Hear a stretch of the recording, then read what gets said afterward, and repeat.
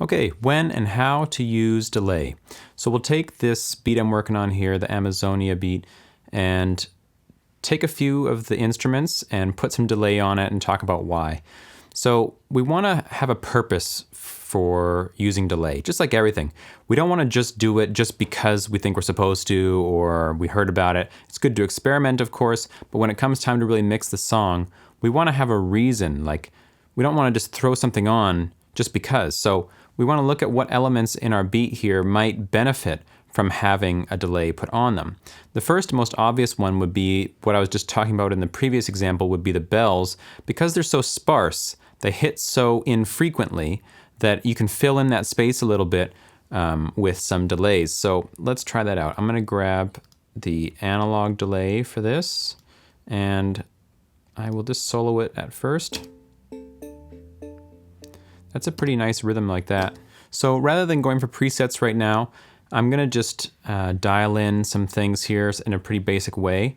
So let's just try putting this on 8th note dot. That's what the D means, if you know about musical rhythms. If you don't, we are gonna learn about musical rhythms, but for now, 8th note dotted. It's kind of cool. Let's hear it in context with the beat. Turn my thing up here. Kind of cool. Let's put it on just 8th.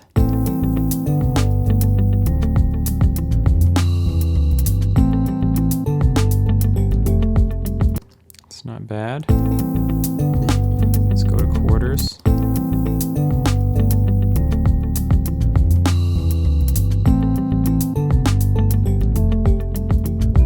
I think I like that the best, the quarters, just in a simple way. Now if I solo it so we can hear it more clearly. So I'm fine to leave it like that. Now, this is an important thing to know. The order in which you put inserts, as in if you had a delay and a reverb, the order in which you put them is important.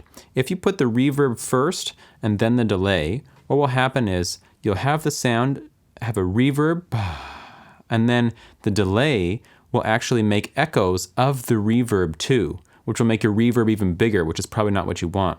It's better to have your delay going into your reverb. So your original sound comes into your delay, it causes the echoes, and then the original sound and the echoes get reverb put on them.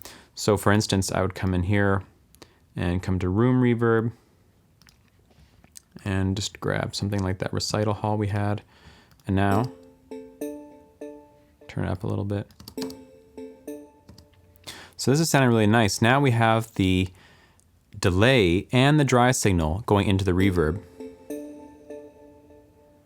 and creates a really good sense of space. So I'm gonna leave it like that, and I'll turn it back down to where it was. It was -11. And in the beat.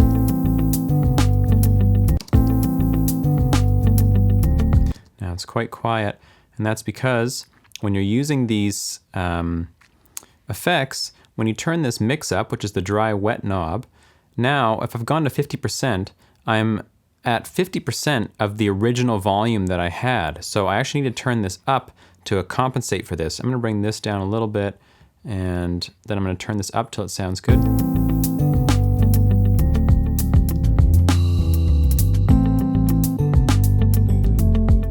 That's pretty good.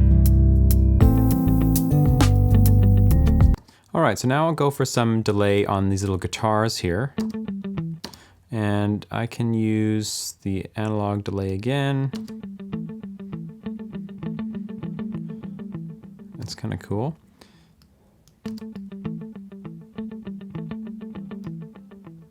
I'll turn the mix down. So it kind of fills in the space a little bit there.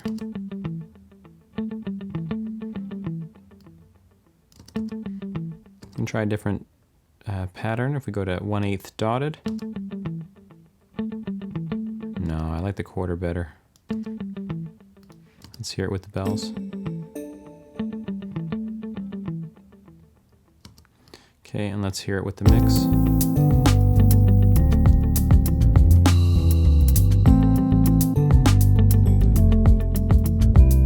Yeah, Yeah, so it's super subtle, but that's the way it should be here. We don't really want our delays to be out in front all the time, especially on these background instruments. They're more just to fill in space gently in the background. So you want to really not even hear it that much, but if I take it away,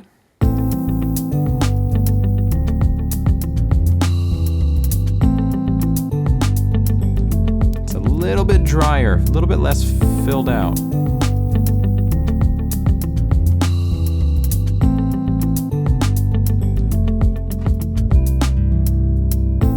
I like it like that. The last thing I'll do is move over to when the main loop kicks in with the flute. And I'm going to use the delay for this flute as well. So let's grab a beat delay, how about? And let's make it ping pong.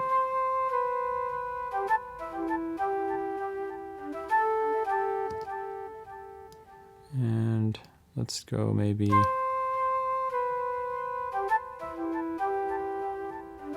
now you can really hear it going side to side. And I'll go a little bit faster maybe.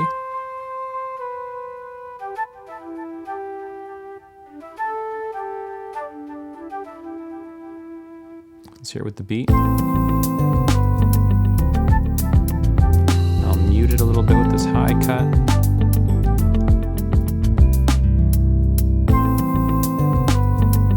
Maybe the quarter was better.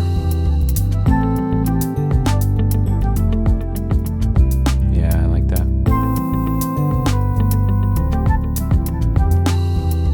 Now, this is way too audible right now. We can hear it so clearly. Let's bring it down to a point where it's just subtle enough that you can barely hear it.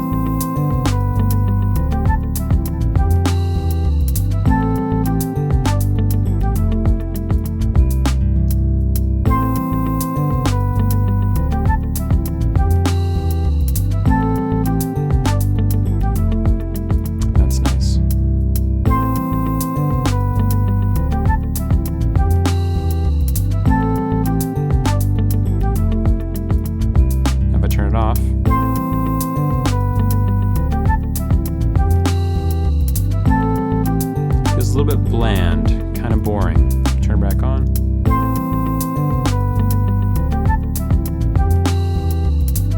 Very subtle, but it fills it out a little bit, makes it feel more interesting. Now we've got the delay on the bells, on the guitar, and on this, but they're all very subtle. There's nothing jumping out to you saying, delay, delay, delay. It's just in the background. I want to make a couple of other points. One is, like with reverb, maybe even more so, it's good to avoid delay on the bass parts because it's just going to confuse everything. Having those bass notes laid over one another, repeating, is going to totally muddy up the mix. I don't think I've ever put delay on bass before, unless it's a very, very specific situation where you want a certain effect or something. Otherwise, I like to leave the bass pretty clean, not much reverb, if any at all, and no delay. Also, I want to talk about short versus long sounds again. Short sounds are really going to be able to exaggerate the delay because they're going to stop, doop, and you're going to have a space, doop, doop, doop, doop, doop, where you hear that delay fill in. Whereas when the sound is holding, the delay is going to hold over top of the sound, which can be definitely a cool thing, but it's not going to be as obvious as it is on a short sound. So that doesn't mean you shouldn't use it on long sounds. It's good to try it too, and I do use it all the time, like I did on the flute here, but it will be a different effect subtly because the notes, just like with the reverb, the main dry notes will be masking the delay a little bit, so it might be harder to hear. So the important points were, have a purpose for your delay, like why are you putting it on there? Is it to fill space? Is it to do like a rhythmic thing, you know, to really like fill in the gaps of something and make a cool pattern? Or is it just to make something sound more spacey and out there, like when you have on the flute with the two delays going side to side, it makes it sound kind of ethereal and cool. The next is, be careful about the order of your inserts. One insert flows into the next, so having a delay before a reverb is better than having a reverb before a delay, unless you really want that effect, unless you want your reverb to have echoes too. most likely you want your echoes to have reverb on them. So the order that you put your inserts in is also quite important. Other than that, just experiment. I wouldn't go overboard with it. You can go overboard and you'll find out what that sounds like. If you put too much delay in a song, it's just going to sound insane. Too much stuff going on at one time, but very subtle. Just like with the reverb. You bring it up and then you bring it down to the point that you can't even really tell it's there, but it's just adding to the song, to the ambience of the song, filling out the space. That's the most common use for delay, unless it's a very specific effect, which we will have times when we're going to talk about very specific effects where we're going to use delay for that. But in this case, most of the time I'm going to be using subtle stuff. And when it comes time to mix, we want to have a purpose for that. Why are we doing it? And when we do it, we use caution with it. We don't want to go overboard or else it's just going to sound insane. So in the next video, I'll just briefly go over the task, exactly what it is and how to accomplish that.